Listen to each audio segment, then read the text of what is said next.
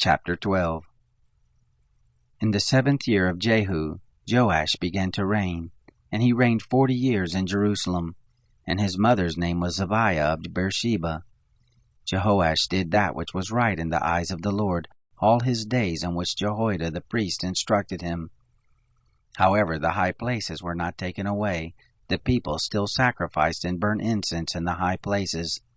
Jehoash said to the priest, "All the money of the holy things that is brought into the house of the Lord, in current money, the money of persons for whom each man is rated, and all the money that comes into any man's heart to bring into the house of the Lord, let the priest take it to them, every man from his acquaintance, and they shall repair the breaches of the house, wherever any breach shall be found." But it happened that in the 23rd year of King Jehoash, the priest had not repaired the breaches of the house. Then King Jehoash called for Jehoiada the priest, and for the other priests, and said to them, "Why don't you repair the breaches of the house? Now therefore take no more money from your acquaintance, but deliver it for the breaches of the house." The priests consented that they should take no more money from the people, neither repair the breaches of the house. But Jehoiada the priest took a chest, and bored a hole in the lid of it, and set it beside the altar, on the right side as one comes into the house of the Lord. And the priest who kept the threshold put in it all the money that was brought into the house of the Lord. It happened, when they saw that there was so much money in the chest, that the king's scribe and high priest came up, and they put it in bags, and counted the money that was found in the house of the Lord.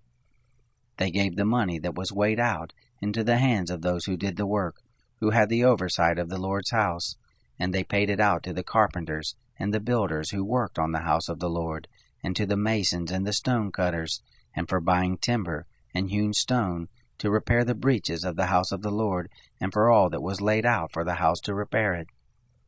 But there were not made for the house of the Lord cups of silver, snuffers, basins, trumpets, any vessels of gold or vessels of silver, of the money that was brought into the house of the Lord, for they gave that to those who did the work, and repaired the house of the Lord. Moreover, they didn't demand an accounting from the men into whose hand they delivered the money to give to those who did the work, for they dealt faithfully. The money for the trespass offerings and the money for the sin offerings was not brought into the house of the Lord. It belonged to the priest. Then Hazael king of Syria went up and fought against Gath and took it. And Hazael set his face to go up to Jerusalem. Jehoash king of Judah took all the holy things that Jehoshaphat and Jehoram and Ahaziah his fathers, kings of Judah, had dedicated, and his own holy things, and all the gold that was found in the treasures of the house of the Lord and of the king's house, and sent it to Hazael king of Syria, and he went away from Jerusalem. Now the rest of the acts of Joash, and all that he did, aren't they written in the book of the Chronicles of the kings of Judah?